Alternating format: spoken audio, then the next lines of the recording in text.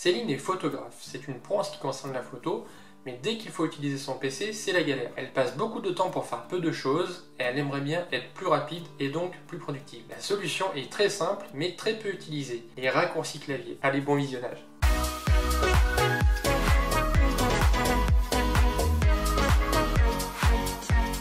Salut, moi c'est Max, bienvenue sur ma chaîne dans laquelle j'aide tous ceux qui veulent s'initier aux bases de l'informatique, comme toi. Le but du jeu étant de ne plus avoir peur de ton ordinateur, et aujourd'hui je vais te montrer les raccourcis clavier qui me semblent indispensables pour être beaucoup plus rapide avec ton ordinateur. Tout d'abord, qu'est-ce qu'un raccourci? Ce qui est exprimé de manière brève ou avec peu de moyens, et avec un effet saisissant et vigoureux par une formulation, une image ou une représentation.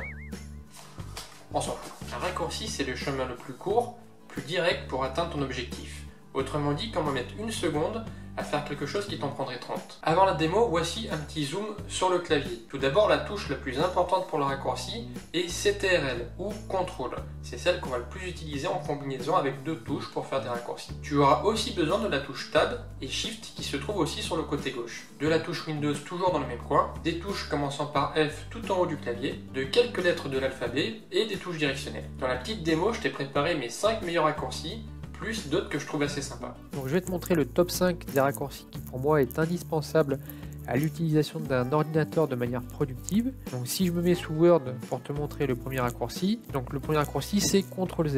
Donc CTRL Z c'est annuler une action. Il fonctionne sur les 3/4 des logiciels, donc moi j'ai pris Word pour l'exemple.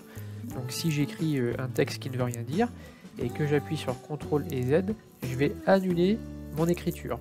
Donc un raccourci qui peut être aussi utile mais qui est méconnu, c'est le CTRL Y. Donc CTRL Y, c'est celui qui va te permettre d'annuler le CTRL Z et d'aller chercher les actions qui ont été faites un petit peu avant.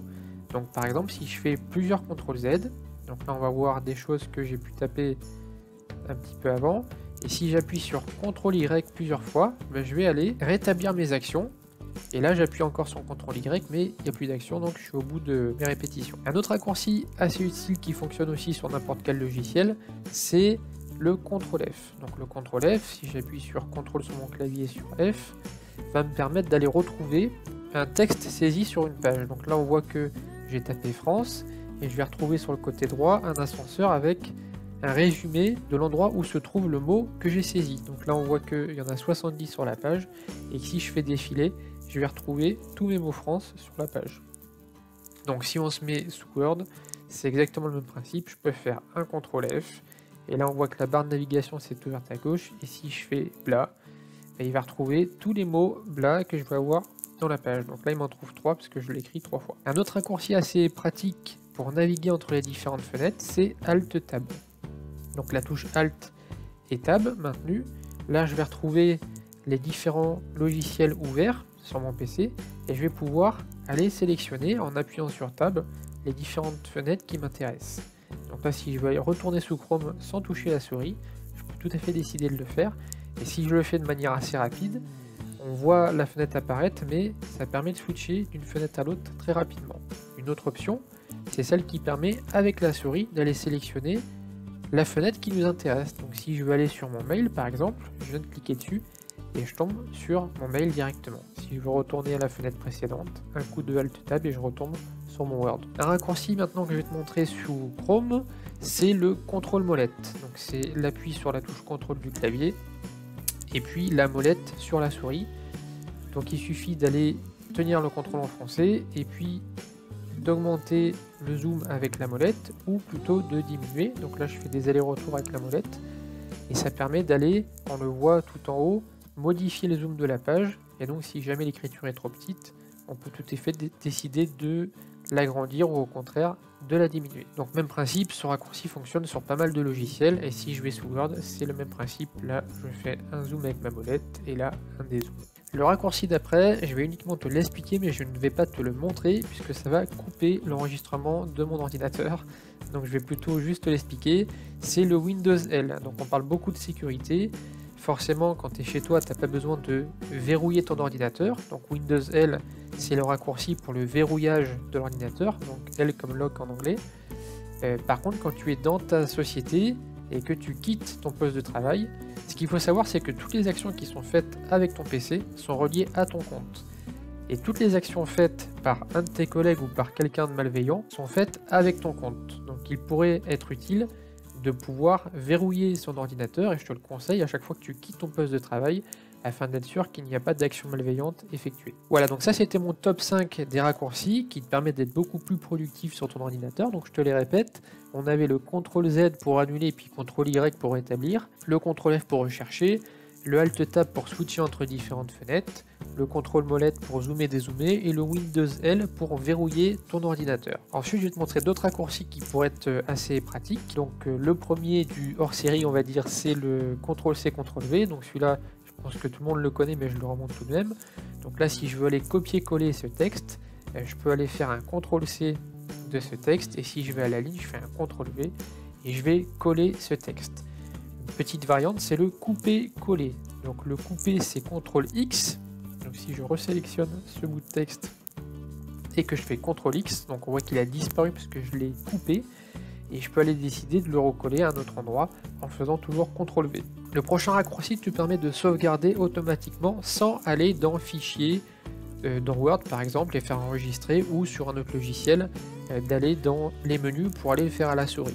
Donc c'est CTRL S. CTRL S te permet de sauvegarder le document que tu es en train de faire. Donc là si on regarde sur cette partie là de l'écran, on peut voir que le document n'est pas enregistré. Donc si je fais CTRL S sur mon clavier, voilà, là on voit enregistrer dans ce PC. Donc ça veut dire que l'enregistrement a fonctionné, et simplement en faisant ce raccourci sur le PC, ça m'a permis d'enregistrer mon document. Un autre raccourci qui peut être utile si tu as un petit écran, donc je t'ai montré tout à l'heure le zoom dézoom, mais il y a un raccourci qui est pratique, c'est le F11. Donc en se mettant sur n'importe quel des navigateurs, tu peux faire F11 sur ton clavier, et là tu vas voir je passe en plein écran, donc ce qui me permet d'avoir vraiment la totalité de mon écran à ma disposition pour aller naviguer sur mon navigateur. Donc pour enlever ce mode navigateur, tu peux tout à fait refaire F11 et tu vas repasser dans un mode standard. Donc le prochain raccourci te permet d'aller jeter un petit coup d'œil au bureau sans y aller, comme si tu allais sur le petit icône du bureau. Donc là je n'ai pas cliqué, je vois que j'ai un aperçu de mon bureau. Bon, j'ai pas grand chose sur mon bureau, mais c'est juste pour te montrer. Et si j'enlève la souris de ce petit bouton, je reviens sur ma page standard. Donc là, si je te remonte, je vais sur ce petit bouton du bureau et je reviens sur ma page standard sans cliquer.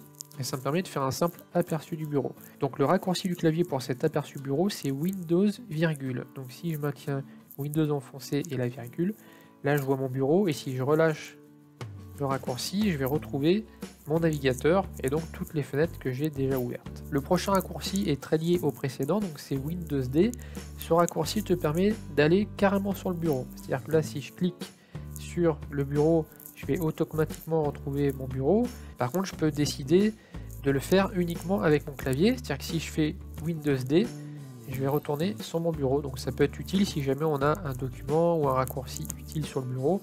Ça permet, si j'ai 5-6 fenêtres ouvertes, d'éviter d'aller toutes les réduire une par une et de retomber sur mon bureau directement. Alors un raccourci d'organisation un peu visuel, on va dire, c'est le Windows Flèche. Donc le Windows Flèche permet de pouvoir scinder l'écran en plusieurs parties pour pouvoir t'organiser avec par exemple 2 fenêtres. Donc si je fais Windows flèche de droite, je vais mettre mon navigateur Chrome à droite, et là Windows va automatiquement me demander qu'est-ce que je veux mettre sur le côté gauche.